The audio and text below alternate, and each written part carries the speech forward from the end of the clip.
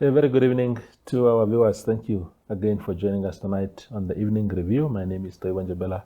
Tonight on the platform, we welcome back an old regular guest, Sam Shivute. He is the Commissioner of the Namibia Revenue Agency, NamRA, and he is, of course, NamRA has been in the news in recent days, and we called in Mr. Shivute to come and reflect on some of the issues that made headlines. Thank you very much, Commissioner. It's always a pleasure talking to you.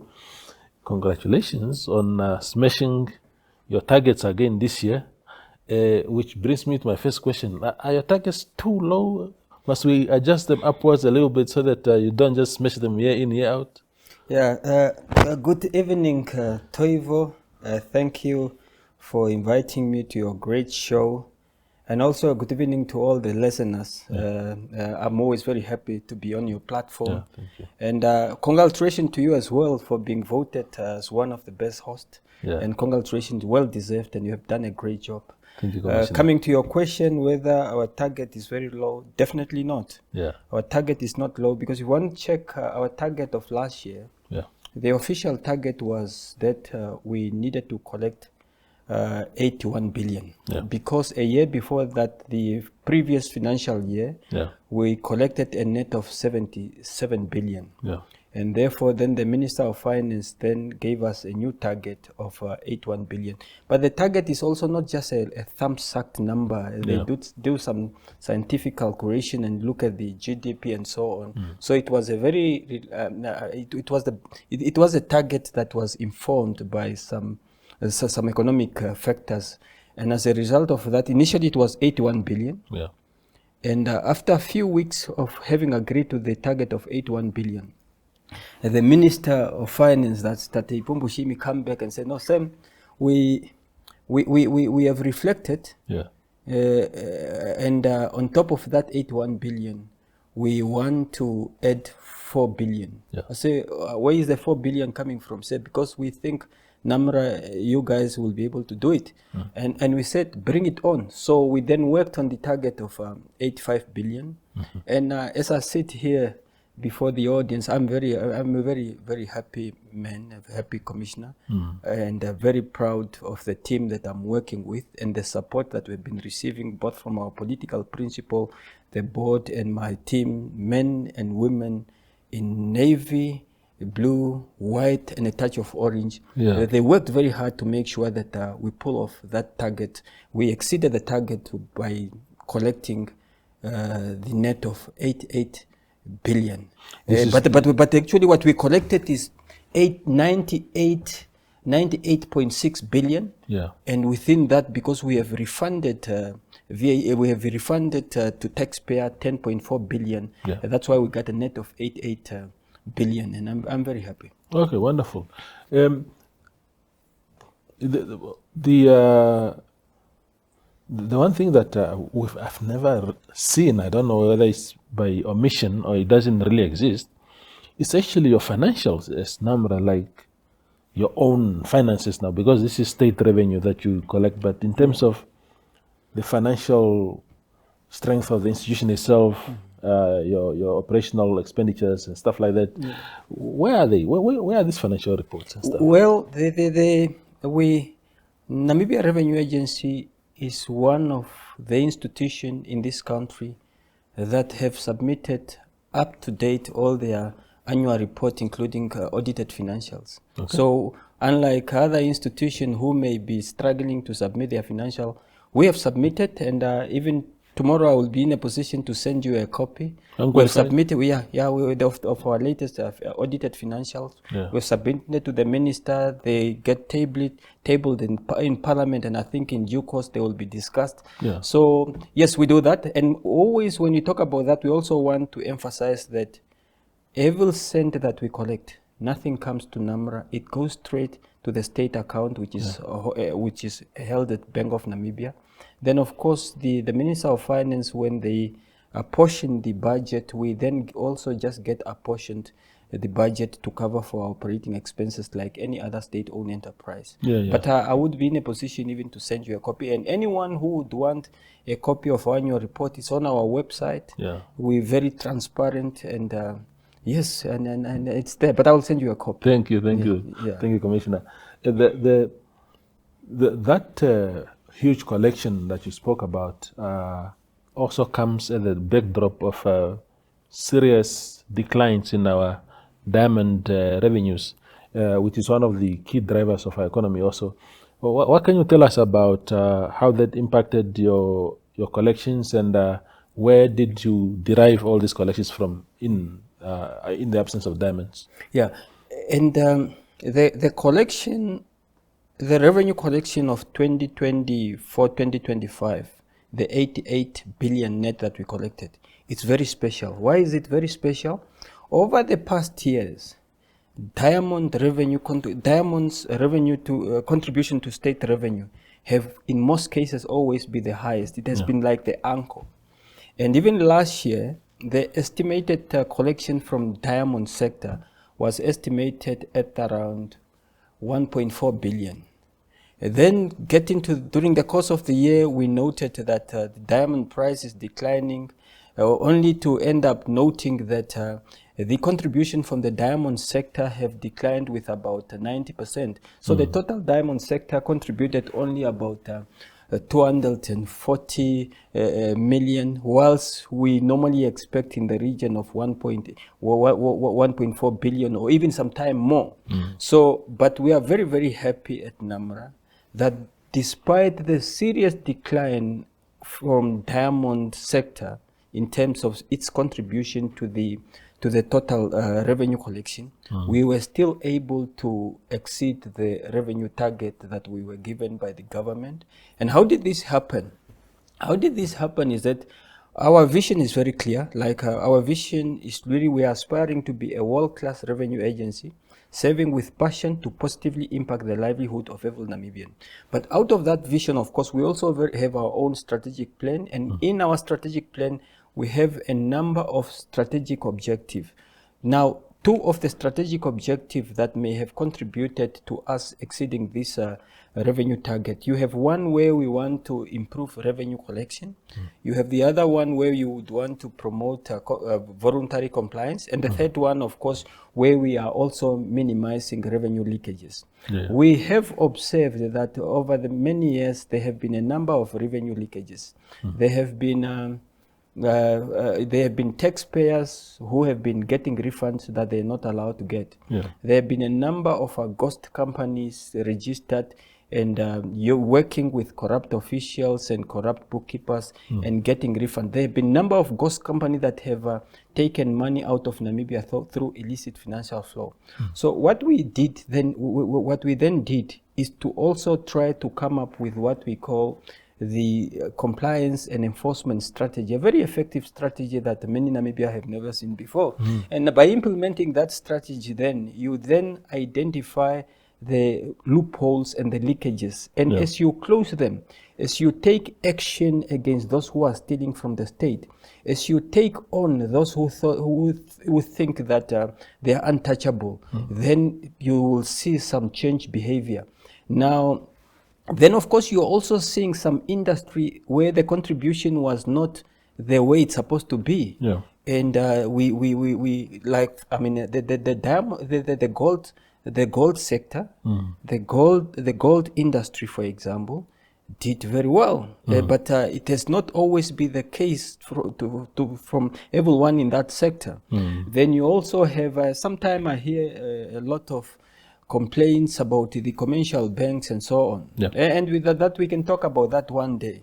But as I'm seated here, I would also want to commend the leadership of the commercial bank for their contribution to the state revenue, because when we appreciated the best taxpayer, we have two of the banks who have really contributed greatly to the state revenue, so much that if they did not contribute what they contributed, we may even have experienced some deficit, or may not have even reached our target. So you're seeing a situation whereby some of those who have been not contributing their fair share of taxes to the state, now that they know that we are working with the best of the best in terms of developing our capacity and getting best practice world-class practice in making sure that we hold people accountable. You are seeing a little bit of change behavior.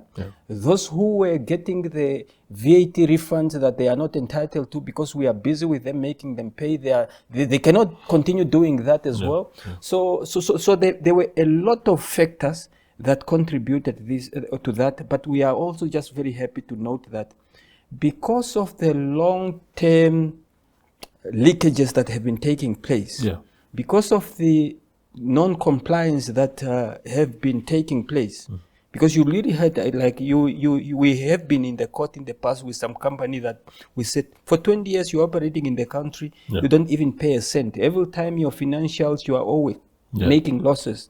It's not going to happen. So, but we are not doing this by ourselves. We are also, because we want to become world-class, we have also identified some world-class institutions that we are working with in terms of capacity building. That's why you may have heard, we also, early this year, we launched Tax Inspector Without Borders. We are working with African Development Bank. They will fund some top expert tax auditors to come and focus in special some industry. So as a result of all these administrative efforts, that's why you see, for one to be able to achieve the number that we have achieved whilst diamond have declined and the economy have not grown to that level. Because if you look year-on-year growth of our revenue from 2020, the previous year to this year, the previous financial year we collected 77 billion net. And now we collected the net of 88 billion. The difference there is 15%. The economy have not grown with more than 5-6%. I'm just saying. So as a result of that, this is not by accident. The men and women in navy blue, white and a touch of orange, not sleeping, working hard to make sure that we collect sufficient revenue to capacitate the state to deliver on its developmental agenda. Now, without that function, the great work that that can be carried out by the state, you will not be able to do it. But we are also inspired by the fact that we are very much aware that in the past, country can get developmental aid, or maybe they can get developmental aid or go out there and borrow. We are now aware that due to geo-economic fragmentation, due to geo-economic confrontation, due to funding squeeze, due to tariff war, trade war, where we are now, you need to be able to work for yourself. You need to, there is a call at the global agenda that countries, especially developing countries like Namibia, they need to strengthen your domestic resource mobilization. And when we say domestic resource mobilization, it's not only taxation, just including what you can get from visa. You may have heard the Ministry of Home Affairs, they are making good money from visa now. That's part of domestic resource mobilization. So countries like Namibia need to strengthen your domestic resource mobilization. You need to strengthen your tax administration. Only when you do that will you be able to mobilize your resources and fund your development. Because through borrowing, the cost of borrowing is just very high. Interest rate is very high. If you look at how much are we spending now just on the interest rate of what we have borrowed, it's not sustainable. So the only sustainable way of funding your development as a country, you need to strengthen your domestic resource mobilization. You need to strengthen your tax administration. You need to support NamRA, because with a weaker tax administration, a state will become weaker. And when you have a weaker state, a weaker state will not even be able. Yesterday I was at the airport and I saw the president, Her Excellency Dr. Netumbo Nandi-Ndaitwah, coming to inspect those two great planes by the NDF. If you are a weaker state, you can't afford that. Absolutely. We go for a very short break and then return with Commissioner Sam Shivute.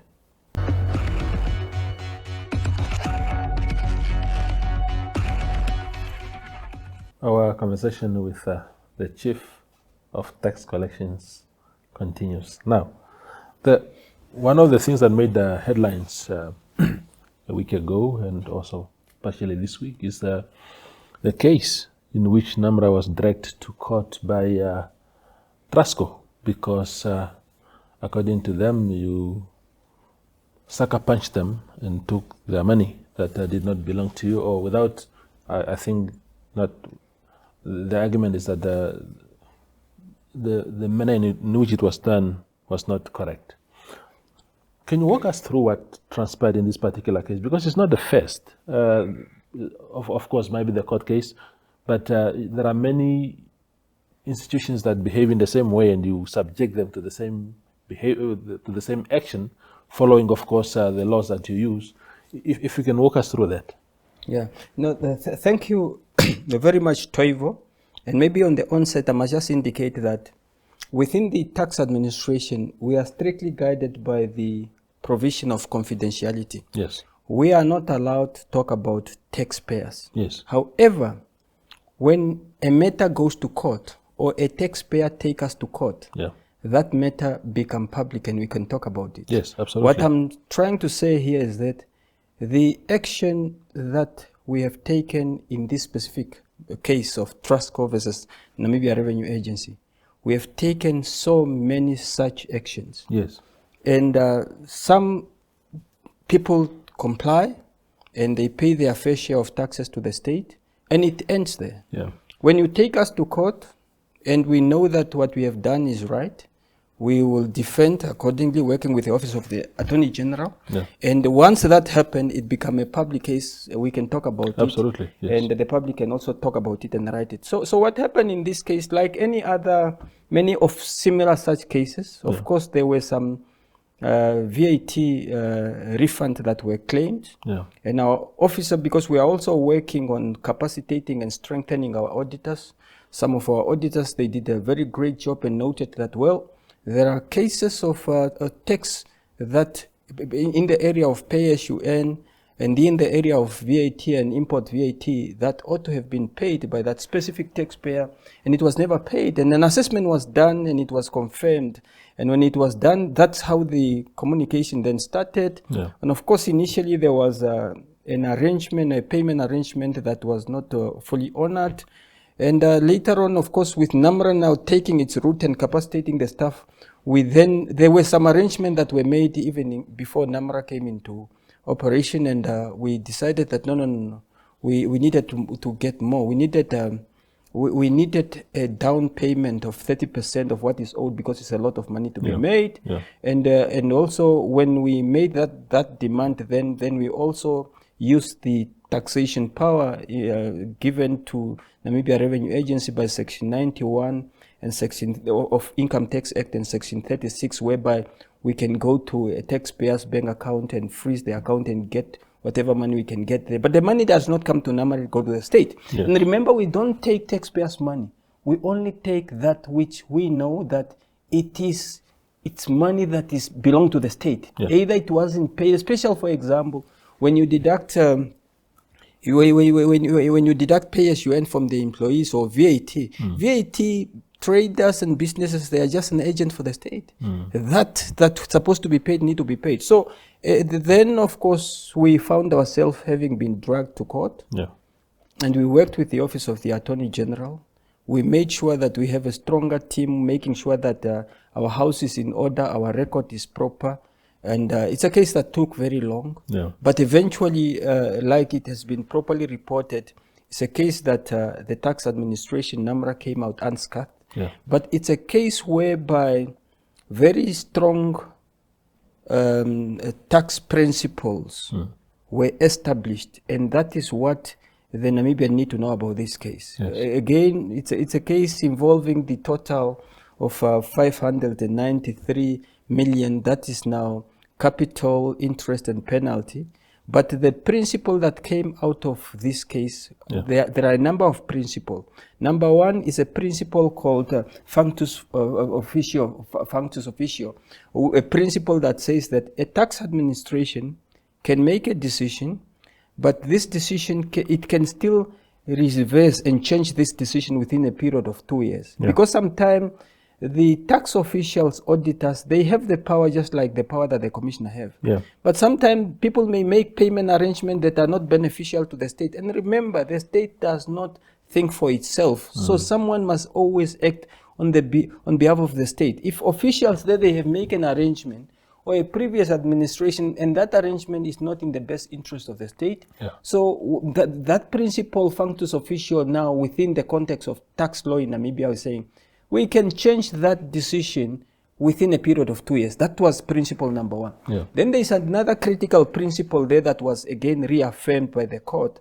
And this is a long-term principle. You'll find it in Canada, in Zimbabwe, South Africa, US, UK, and so on. Yeah. It's a principle that is rooted in Section 91 of income tax of Namibia. Yeah. Now, this principle is a principle that says pay now, argue later.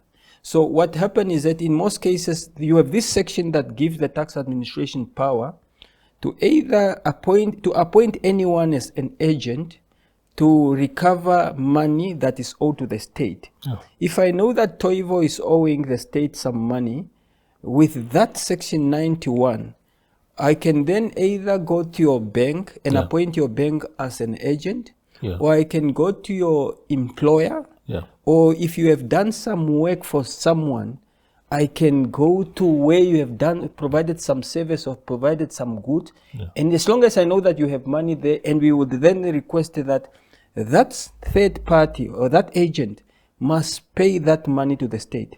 And if the bank or your employer or the person who owes you money fail to pay that money over to the state, then they themselves will be held personally liable to make that payment to the state. So that argument now, it's a pay now. When that happens, you need to pay and you can argue later. Now, there was one principle argued in this case, Trustco and Namibia Revenue Agency, with regard to the OD principle. The OD pattern principle is this legal principle that says, before you take an adverse action against someone, you need to give them an audience. You need to they must first be heard. And of course, this is in line with, it could also be in line with Article 18, administrative law of the Constitution. So there were arguments with regard to, oh, maybe we did not comply with Article 12 of fair trial, the issue of Article 16 of the right to property, because if I can just come and take your money, that I do not respect your right to property. What this case established, and we have summarized the case and we are ready to share with anyone who is interested in the summary, because sometimes people do not really make time to read this judgment. What this case then established as far as OD principle is concerned is that tax administration do not need to warn you that I'm coming to take your money. Because if tax administration warn you and say, Toivo, you owe the state money and therefore we are coming to your employer to you to take your money, you will make this money disappear, will make a plan. So what was established in this case is then that we will take the money, the Namibia Revenue Agency will take the money, and after the third party have acted, we will then communicate to you why we did what we did. So it's a very strong case. It's a case that many other tax administration in Africa, in the world, will be able to learn from this as well, because it was never the OD principle. Yes, pay now, argue later, that is a settled legal principle, but the one that even say, no, the tax administration do not need to warn you. They can warn you later. That one is very novel. And we are very grateful to the judicial for making that very clear. Absolutely. Sam, we've run out of time, but I need you to address in the shortest time possible how serious is tax evasion in Namibia? I mean, I hear people talking about all sorts of crimes and these white-collar crimes and whatnot, but we seem to have quite a problem in the country as far as tax evasion is a very serious crime in Namibia. The Financial Intelligence Center have a report that clearly put tax offense as one of the top offense in Namibia, and Namibia is losing about 6 billion as a result of a tax crime. Then you also have another office. There is an office at Bank of Namibia called the National Office of Illicit Financial Flow. That office would also have a report that clearly indicate how much money Namibia is losing on an annual basis as a result of illicit financial flow. I will not want to disclose the figure because that figure still have to be submitted to cabinet. Tax evasion is a serious crime, and if all law enforcement are to work together and treat as such as it's being treated in other countries, then I can tell you that we see more criminals outside than they are in the jail. So it's a very serious case. Namibia is losing a lot of money through illicit financial flow, through tax crime. The data is there at FIC and at Bank of Namibia. It's really all just for all of those who love Namibia to work together, to hold hand, and ensure that if we try to support institutions that are trying to help this country, instead of trying to break down institution or using some political whatever to try to break down this institution, Namibia have a potential to collect sufficient revenue and fund her own developmental agenda without even borrowing and so on, because illicit financial flow is eating a lot from that which is being generated in our country. Absolutely. Always a pleasure talking to you, Sam. Thank you for the new insights and particularly the new principles that have been established by this court case. Thank you for coming through. No, thank you very much, Voiko. We always appreciate to be at your platform, and please do keep up a great work, and we appreciate you always informing the public. We are very happy for the great work that you are doing. Thank you. Thank you.